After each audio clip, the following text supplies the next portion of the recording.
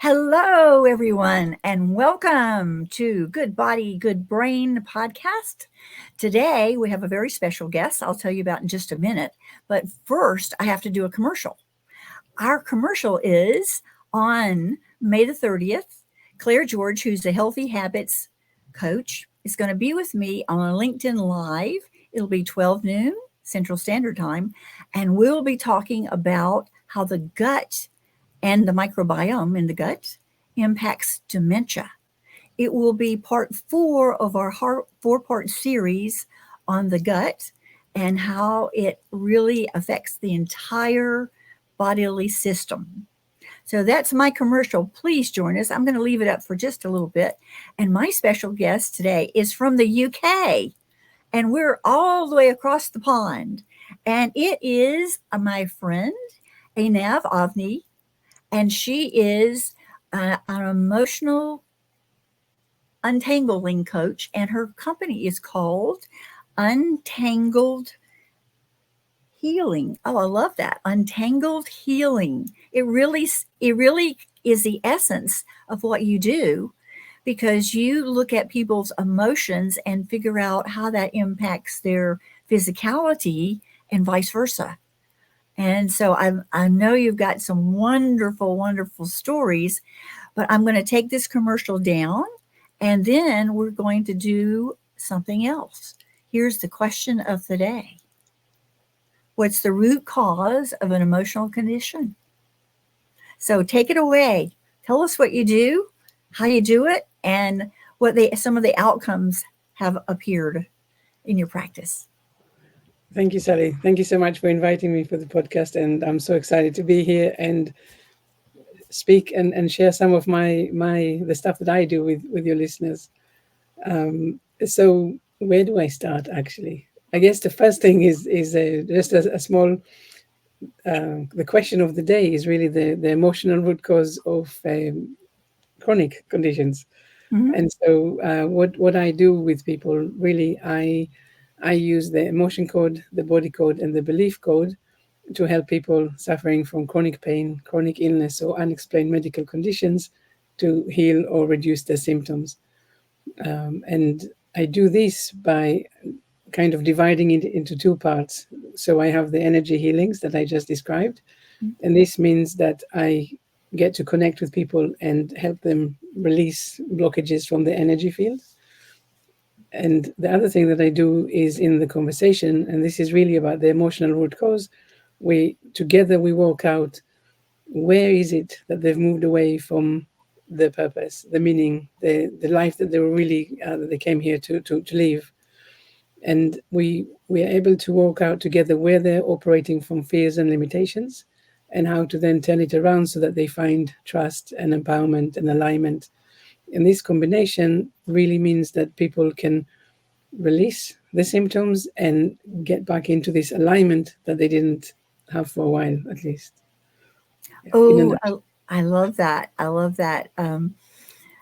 More recently, I've had some people who do different types of energetic, magnetic sort of healings, and also one of them calls himself a reality interventionist.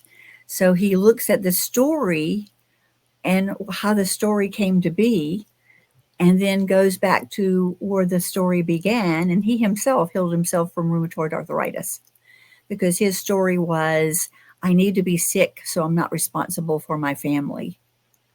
And this was when he was around 18 years old. And an uncle came to him and asked him about what he was thinking about, what his fears were growing up. He said, well, I'm afraid that I'm going to have to care for my family because his father had died. His mother was frail. And he said to him, well, you have created the perfect way to not be responsible. You created an illness in your body that gives you so much pain that you can't get out of bed. And he felt like a thunderbolt went off in his head. And he started thinking about it. And 2 days later, the rheumatoid arthritis was gone. And now he's in his 40s and it's never come back. So yes, Well, it's like yeah, a is miraculous, but yet our body is wired this way. And you exactly. have found a wonderful way to connect with the body and speak to the body and speak to the emotions and help people heal this way. Exactly. I truly and honestly believe that our whatever conditions that we are suffering from, as long as they are chronic and not acute, of course, Mm-hmm, it means that the body, subconscious mind, call it what you like, mm-hmm, is trying to say basically, I've tried to give you so many messages to try and get you on the right trajectory, and mm-hmm, you've ignored me. You've allowed stress and limitations and compromises to come in, and now the only thing I get to do, only thing I can do, is actually give you or produce this condition. And now mm-hmm, I basically make you pause and start reflecting on what is it that is going on in your life, maybe now or maybe when you were young. But it doesn't really matter when it happened. It just means mm-hmm, that you haven't processed it. You haven't understood the gift in whatever it is that you've been through. And when I say gift, some people get triggered, and mm-hmm, I know that, but I do mean it as a gift because we are spiritual beings in a human body. We're not meant to suffer. We're not meant mm-hmm, to be small and limited. And so when we are given this opportunity to really pause and reflect, we can see that maybe for a moment we forgot our powers, we forgot how incredible we are and how limitless we are, and we succumb to that small thinking. And I say small thinking, and I'm not trying to, of mm-hmm. course, diss anything or say to anyone that they're not suffering. Of course, the suffering is very real. But when you understand how you were behaving from fears and limitations, you now have the opportunity to say, okay, so what do I do differently? And now all of a sudden, you're able to park your ego, because your ego is always going to try and tell you that you're hard done by, or that you need more protection and stuff. So when you park the ego and you say, really, what is it? How am I living my life? What is going on here really? And then you can see that maybe you're going to a job that you don't like, or maybe you're in a relationship that don't work for you, or maybe it's been forever since you played your guitar or went out with friends. And all of these little things, of course, together with potential anything that happened in your childhood, is bringing to this place where the body says, I just can't take it anymore. And now, because you didn't do what I was kind of hinting to you that you should do, I'm going to take over.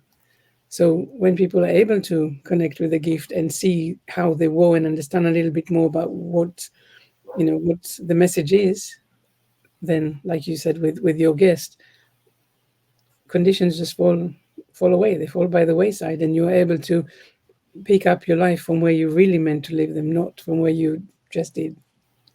I call it being stopped in your tracks.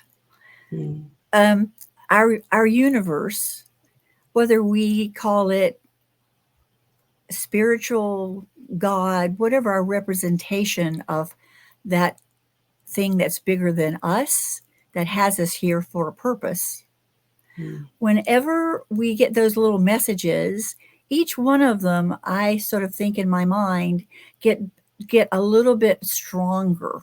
Like it might start out like we get sick for maybe 3 or 4 days from the flu, and then we recover from it and we go right back to where we were, not eating properly, not exercising, not taking care of ourselves, et cetera, et cetera. And mm, then a little bit later something else comes up, and then finally whatever entity that says you're not listening has to take out the 2 by 4 and say, bam, you're stopping in your tracks until you either listen to what's going on and get out of it, or seek help from someone who is wise like you are. And when you were telling me about that experience, that internal experience of putting your ego aside and listening, and it is a gift. It's truly a gift. It's a gift of contrast, because we mm. use contrast to know what's working and what's not working. That gift, I just got cold chills. I just totally got cold chills when you said all that. Yeah, it's really fascinating. You know, it's I like to, when I walk with people, I like to listen to the story. I like to to listen to words that they're saying, and really get these cues of how they're doing the illness or the pain, or the condition. And you can really see how people, get themselves into patterns of behaviors, or they get to sell themselves, like I said earlier, to play really small, or to just somehow believe that all this stress that they're going through is normal and natural. So it's interesting for me, because I like to, I guess I need to take it a step, to go a step backward, and say that actually, of course, I can only work with people that are already understanding. They already have that in the understanding that the conditions and the illnesses are not here to stay.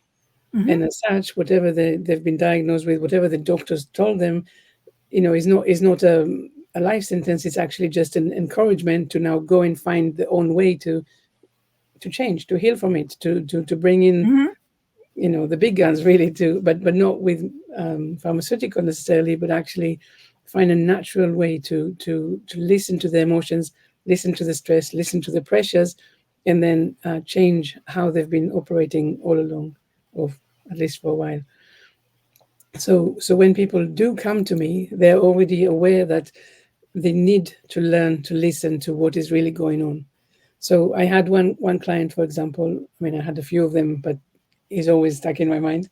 That when he came to me, his pain level was 9, 10 out of 10 constantly. He just Mm-hmm. couldn't do anything, and it was really tough for him. But very quickly, we were able to reduce his pain levels to, well, it went completely. Now he's completely pain free, of course. But at some point, when his pain levels would be around 3 or 4, and then all of a sudden, he would say, "Oh, it's jumped up to 7 again," and we would say, what's going on, what is going on with this, with this jump.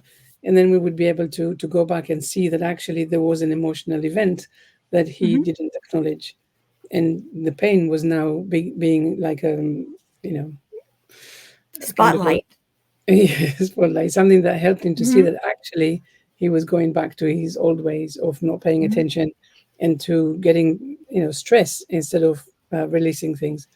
Now, there was a point there that I was going to mention, and I lost it somewhere. So, yeah. I want to ask you, because what you do is very intense.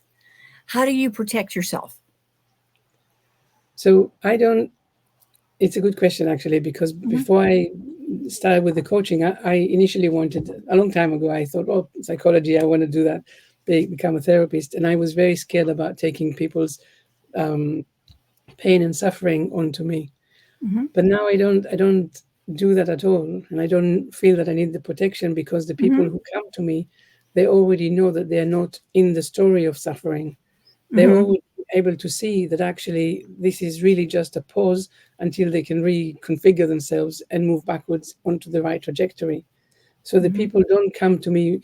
I mean, of course, they share with me the sufferings and the traumas and all of Mm-hmm. that, but because we are able to see together that this is just it's just here for a moment, Yeah. then it doesn't come on to me, because Good. Good. I always ask that question, because I know that we grow from suffering. We can't, Mm-hmm. if we grow from comfort, we would always just be on the sofa and didn't Mm-hmm. do anything, right? We wouldn't do Mm-hmm. anything. So we know that we grow from suffering. So I'm saying, okay, so if I'm suffering, or if I'm being triggered right now, then the question has to be, how come? How come this is Mm-hmm. happening for me right now? And then I am able again to park this ego to one side and say, what is going on? I understand that I'm being triggered because I'm being prepared for something that is bigger and better.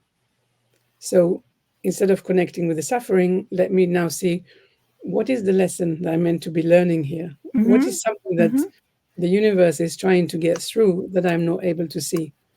Now, until I have this understanding, that's when I'm repeating patterns. But when I do understand that I'm being triggered, so that I'm being prepared for something that is big and better, then I can start bringing in all the curiosity and looking for myself. Like I said at the beginning, where am I operating from fear and limitation, and how I can change it into trust and alignment and harmony, and so on. So So my involvement with my clients is, I'm there with them on that journey, but I'm not taking it on me, because I know that when they figure it out, Mhm. they can potentially be healthy again.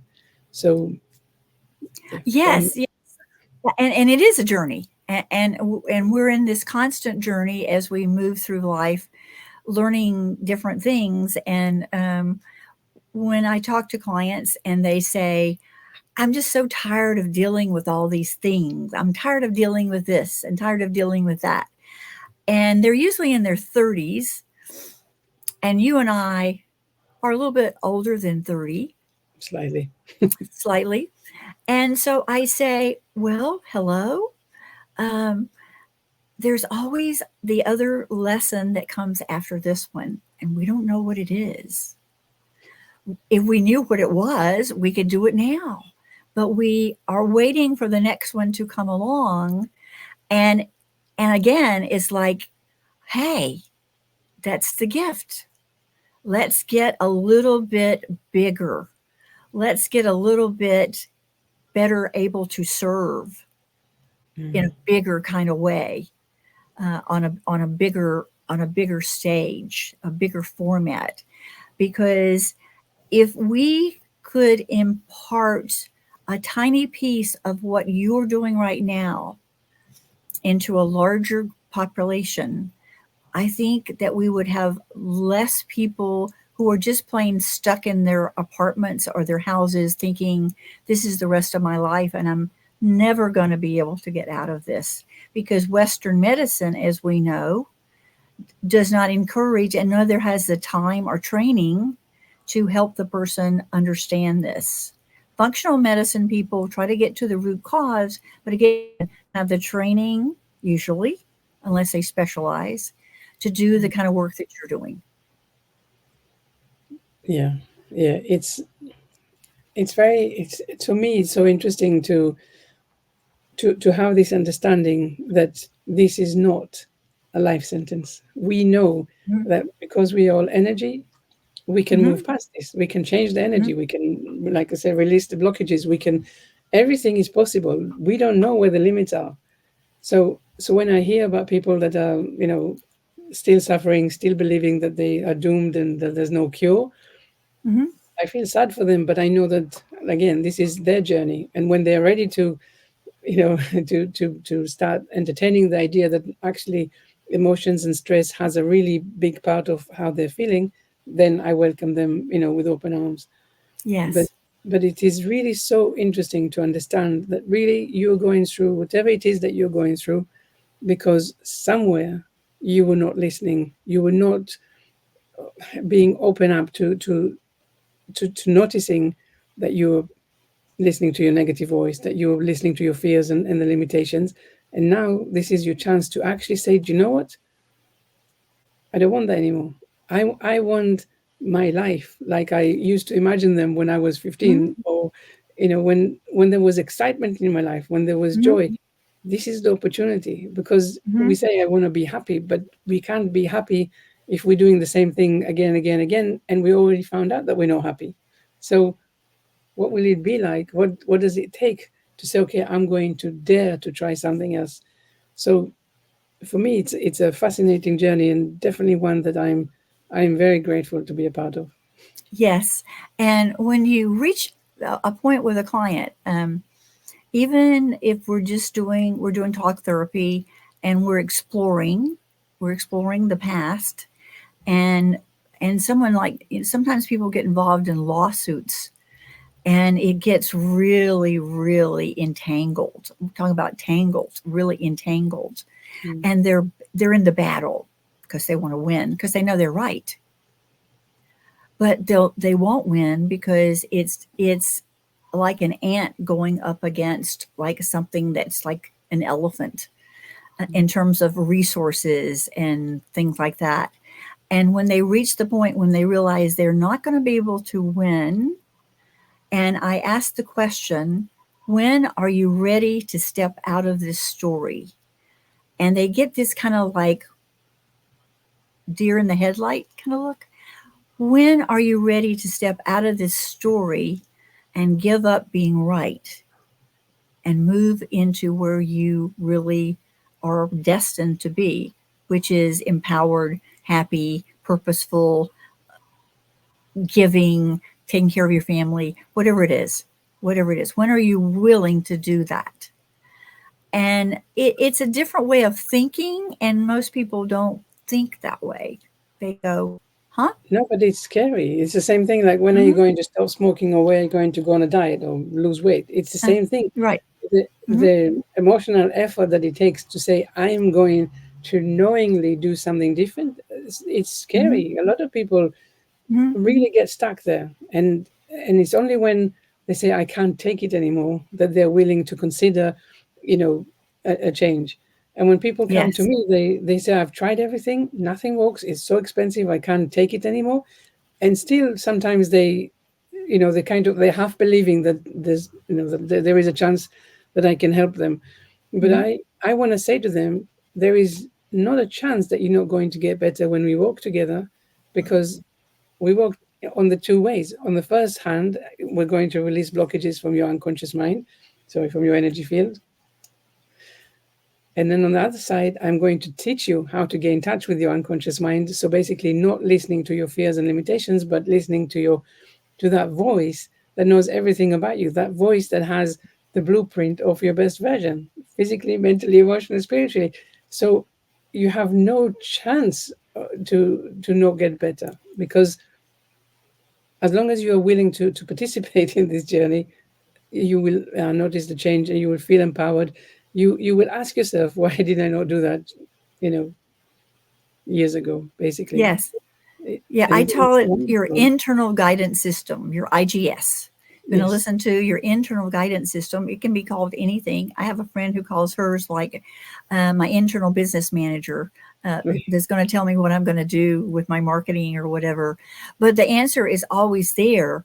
But we are so far removed from the idea that it's there, Yeah. that we have all the capability all within, because we're always asking everyone else what to do.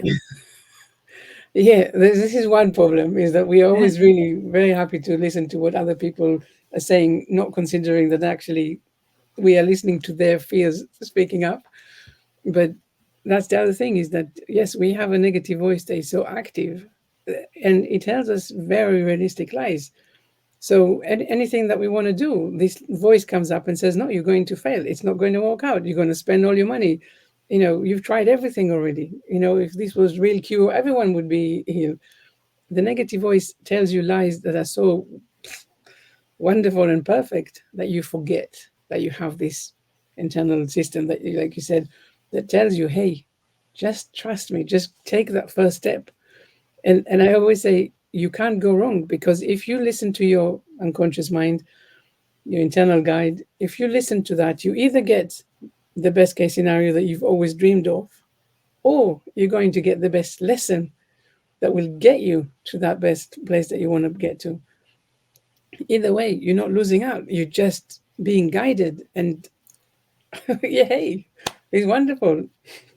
Well, I'm going to bring a little neuroscience into this now, okay? Yeah, Because, that's my jam, neuroscience. yeah, Um, our brains like to protect us, and anything new is scary because the brain knows what's happening all the time, every day, whatever.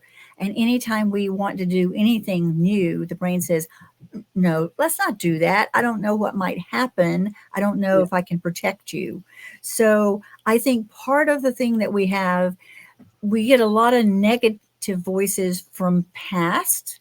When we go back in time and we hear our mother, we hear our father, we hear our brother, we hear our sister, we hear a teacher, and that voice repeats itself, sometimes not even in a way that we can say, okay, I hear that voice, but the voice is still active. That mm, voice that says, oh, you're not the pretty one. Your sister's the pretty one. You're the smart one. And we say all these kinds of things to people, and the parents are not doing it because they're mean, or and sometimes they are mean parents. They're narcissistic, whatever's, yeah, and they're not in touch with their own selves, or their or what they're saying and how they're actually programming their person. So, um, latest stats are about 80% of all the voices that come in our head are negative. Yeah, yeah, And I that's a scary thing. So yeah, I tell my clients, I said, look, those voices are like a big black bird. They're going to land on your head. You decide if they make a nest, because you can easily go shoo, cancel, that's not true. And sometimes as an exercise, I have them write down the actual negative voice, draw a mm, line, and then on the right side put evidence why that's not true. yes, exactly. Because they have to tell themselves why it's not true. And they Mm, can do that in the moment. But then the next time the black bird comes, they say a little bit quicker, hey, shoo, that's not true. Get yeah, away. exactly. I say the same thing. I say, how, can you be 100% sure that this horrible thing that I have in my mind is going to happen? And you can never be 100% sure. So if it's not 100% sure it's going to happen, why are you entertaining it for such a long time? Just don't. So yeah, it's Yeah. I to me, negative voice is, at the core of everything that is going wrong in our lives. Mhm. And for people that have a very active negative voice, that's when they allow pressure and stress to come in, and they say, I don't know, I've always done these things in this way, I don't know how to do it differently. And and so even if they know that they're not in the place where they want to be, they're just so scared of trying something new, because again, based on past experiences, they obviously they haven't found the way to do things better. Mhm. And so Do you start with a baby step? How do you get them started? usually the first conversation I have with people is always about the two voices, the unconscious mind, which is of course, like you said, internal guide system, versus the voice of the negative voice. And I always want to show them how the negative voice is trying to keep them in the comfort zone, keep them small, keep them limited, versus the unconscious mind that is the voice of trust. And the unconscious mind says, I don't need to know how and where and when and how much and all of that, because I don't care about this thing. I know that as soon as you do the first step, everything is going to fall into place, and I'm here to support you, and the universe, and everyone else. So so when people hear that, they can really start to get connected with this negative voice, and how much space at the table they give this negative voice. And so then we look, and then I say, okay, tell me anything from your current days that what is going on, basically. And I'm looking for these triggers, like I mentioned earlier. Mhm. And then I will listen to what people are saying, and I can hear that is just one lie of the negative voice after another. So Mhm. it's that thing of, this illness is never going to go away. I've been ill for such a long time. Why am I not better yet? Or I'm so young. Why am I ill? All of these questions and all of this is just one fear after the next. Now, when you have so many fears and lies in your horizon, you feel doomed. You really don't know how to come out of it. But when I show them that actually this is really just a negative conversation, because your negative voice wants you to do today exactly what you've done yesterday, then there is no reason why you will get better, because your negative voice tells you such brilliant lies. Then I want to show them, I guess I use a little bit of neuroscience, my understanding of it as well. Mhm. And I try and say, hey, but look at it, because again, this is now a pattern. You get up in the morning, and the first thing you do is check where it's painful and what is your pain level. This is a habit, and of course, when you look for pain level, you find one. You're going to find it. Yes, especially when you're laying in bed. Right. So here you are. Even the first thing that you do in the morning is already back to the habit, back to the pattern. And then Mhm. I share, right, how we can now start rewiring our brains. So we want to start doing things differently. So there's a lot of conversations that are really just very much eye opening, and people, it resonates with them because they really recognize themselves in you know in who they are at the moment and how they do things.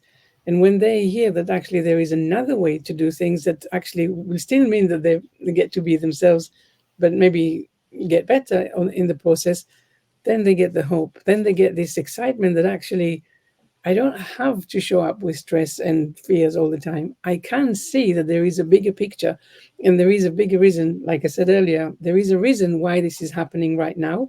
And when I understand the reason, I don't need to continue with the emotions and the fears.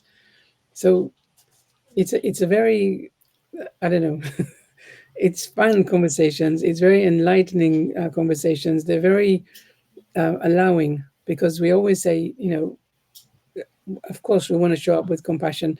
You didn't know yesterday what you know now, so Mhm. let's not be harsh on ourselves on the way that we were yesterday, but just accept that from now on we're going to do things differently in a more empowering way. And Yes, and accepting that you don't know what you don't know. And yeah, what you just said is so true. When people go back in time and they say, how come I didn't do so and so? Well, you didn't know to do so and so because you didn't have the knowledge you have now. Now you're 35, you were 15 then. You had no way to know that that person that you thought you were in love with was really a malignant narcissist and he was going to take you down a road that you did not want to go. You didn't know. You had no red flag ability. You couldn't do it.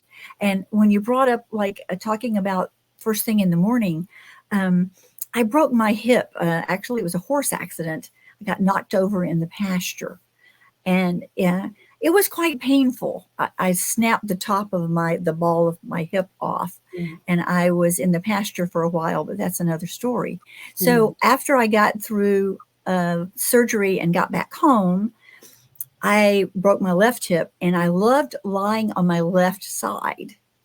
And so now I could no longer do that. So I had to sleep on my back in a recliner. And so I would get to the point where I would be in this wonderful, like really great sleep. And then I would move, like where I would feel the pinch mm, of the titanium thing that's now in my femur. And I would say, oh, whoops.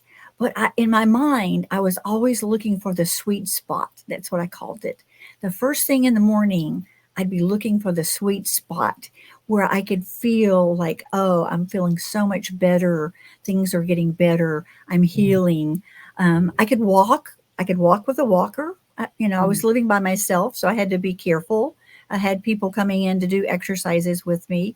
But I think concentrating on the sweet spot instead of the pain um, got me out and about and healed so much faster than if I had concentrated on the pain. yeah, yeah.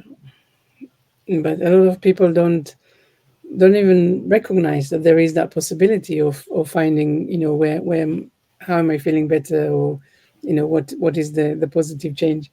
And it reminds me, actually, when I, after a session that I work with my clients, a couple of days later I get in touch, and I always say, how are you? Mhm. How are you since the last session, and also what are the positive changes that you're noticing since we last worked together. And it's really funny. Some people are like, I try really hard and I can't find anything positive, and that's fine, Mhm. because I also usually ask it 2 days after, not at the end of the processing days. Um, but the reason why I'm asking about the positive changes is because sometimes you can have something quite major Mhm. disappear already, and because it's disappeared, you completely forget about it. And so when I say what are the positive changes, I'm getting them to get back and appreciate the journey. Mhm. When the people say I'm not feeling anything yet, then of course I know that they are again in a rush, right? It's like it's okay. things will It's always okay.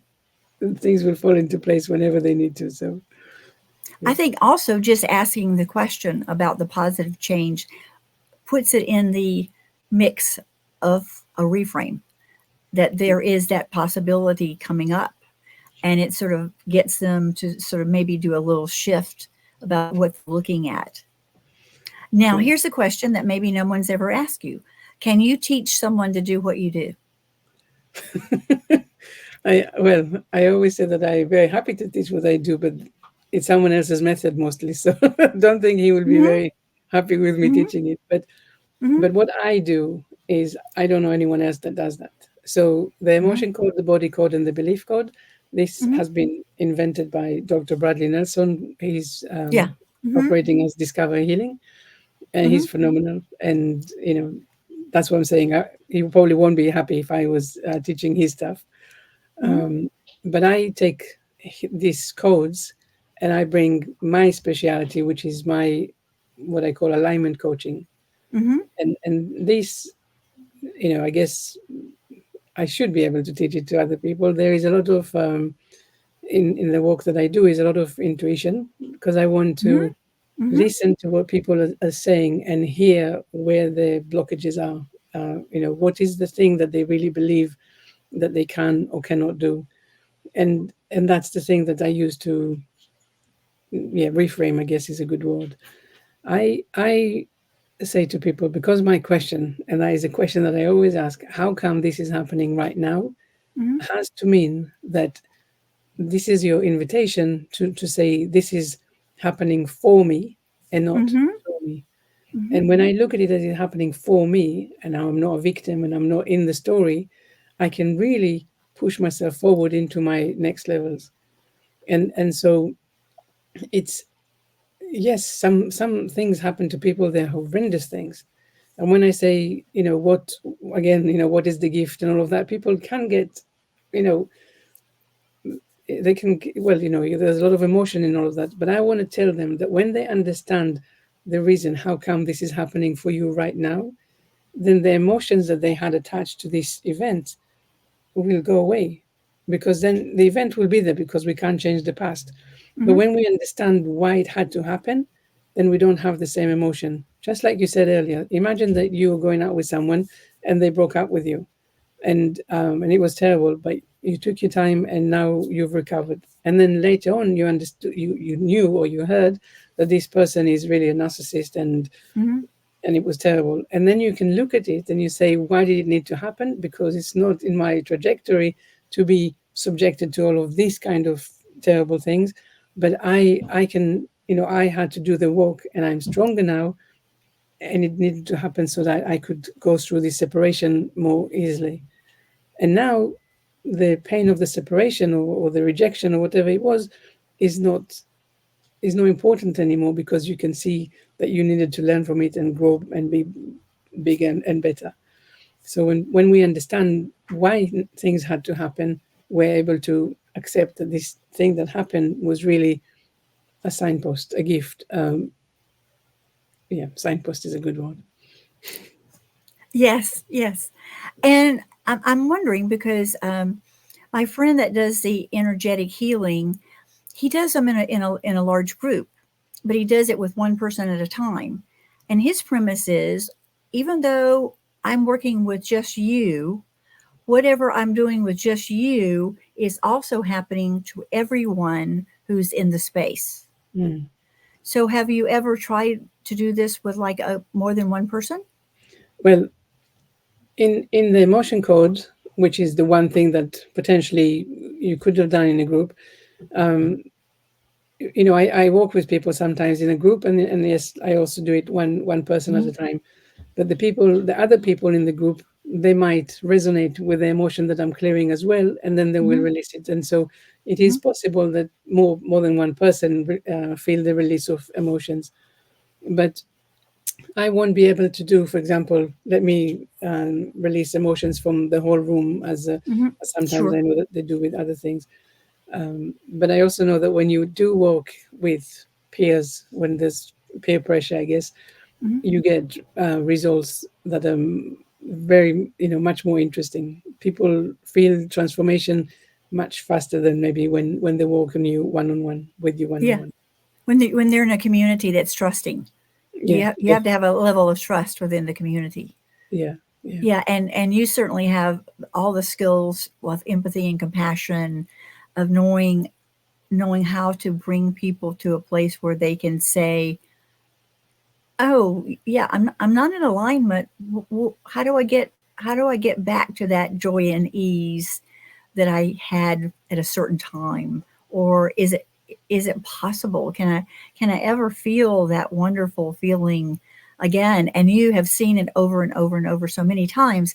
You have so much confidence and so much trust that yes, yes, yes, you can do this thing. You can do it. Yeah. And I think the belief is so powerful in terms of pushing or opening or trusting. So many things happen when the belief actually starts to match what you want to happen. Yeah. It's quite amazing. Exactly. Exactly. And sometimes I have some people. It doesn't happen very often, but it's always interesting when it does. Hmm. And there would be someone that says, it doesn't matter what we do. I'm not healing. I'm not getting better. And for me, it's very interesting, because all it means is that you believe that you've now realigned yourself, but your subconscious mind or your unconscious mind knows that you haven't. And Hmm. your unconscious mind will not allow you to move forward until you've corrected what it is that you were meant to correct. Hmm. And sometimes I do. I had one client like this recently, and it was very interesting, because I was trying to say, hey, you you are overlooking something. You are not doing something that your subconscious mind wants you to do. And he would say, I've done everything. and and then there's a little bit of a challenging conversation. But when the people are open to say, okay, let's explore this together. What do asking me, if even, what do you feel I can do differently? Then it means that there is a lot of trust. That means that we can really go to town with exploring what it is that they're not doing yet. Yeah, That- I call it peeling the onion. yeah. Yeah, exactly. Yes, yes, because the layers start to come off, and you think, "Oh, okay. Well, this is good. I like the place I'm here now. I've got these layers off." But the onion has a translucence, and if you look really deep down in there, you can see like there's some other things that we haven't quite gotten to. Yeah. But that usually takes a guide like you to pull those, help them. Not, I don't mean pull has a like a connotation of force, but to allow that layer to arise, and so you can see what's underneath it. Exactly. But the other thing is, if the problem is still here, then you haven't finished with the work. Mm-hmm. I had a client with psoriasis, for example, and when we started working, her psoriasis was pretty bad. Like a lot of scratching and bleeding, and And it was bad. debilitating. It was really, Mm-hmm. really upsetting her. And by the time we finished working together, it was just about 8 sessions. She wrote to me. She said, "Oh, my psoriasis is 90% gone." Mm-hmm. And we both knew that actually there was just a little bit more that she needed to do before it will be gone completely. And that's exactly what happened when she reached that stage. Psoriasis gone, not come back. So it's really also about a person's allowance, allowing for things to happen, for the healing to happen, and trust that when they get there, they will be able to walk out, to rebuild their self-image as a healthy person, and let go of the self-image as an ill person, or sick person, or someone with conditions and stuff. Because it takes courage. It takes courage to say, I am headed into this someone, self-image that I don't have yet.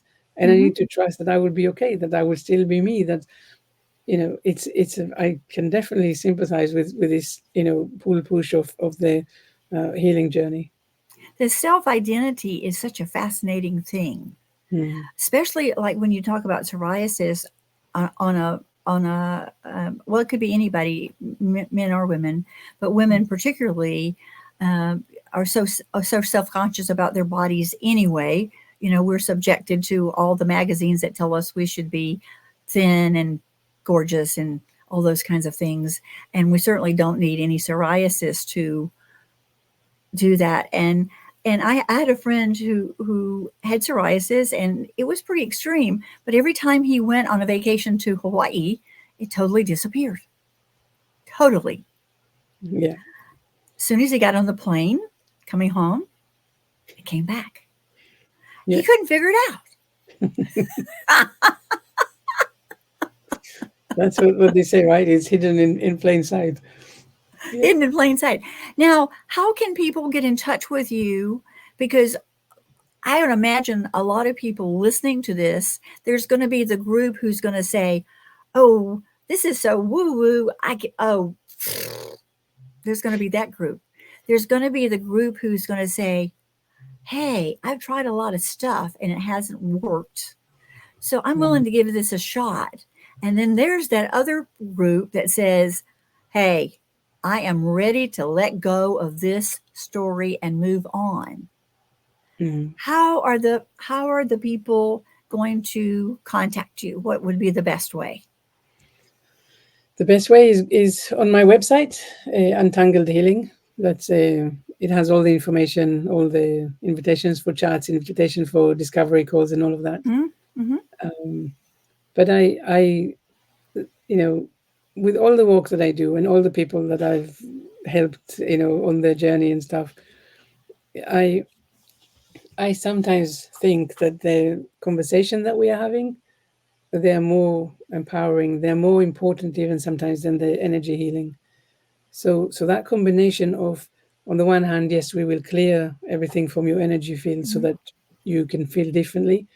But then I'm going to teach you how to not get back into that place, so you Mm-hmm. never have to feel this way again.